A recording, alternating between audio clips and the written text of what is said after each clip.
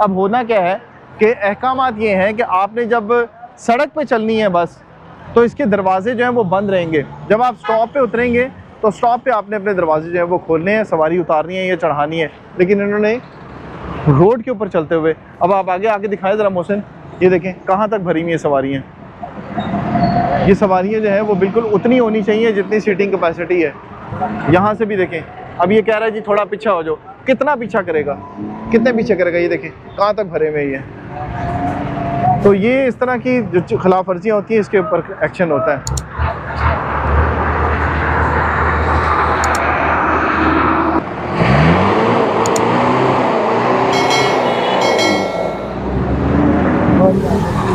ये देखें, अब ये गाड़ी भी कितना धुआं मार रही है, 40% मैक्सिमम 40 होना चाहिए जो इसका है ना, होता है इसका जो ईंधन के साथ से। अच्छा, तो ऊपर जाए ना 50 से ऊपर तो फिर होता है 50। अच्छा, ये अब 60 से ज़्यादा है, ये भी हद से ज़्यादा है, 60% है इसका। 60%। हाँ, डीजल गाड़ी है, डीजल का 40 तक होना चाहिए।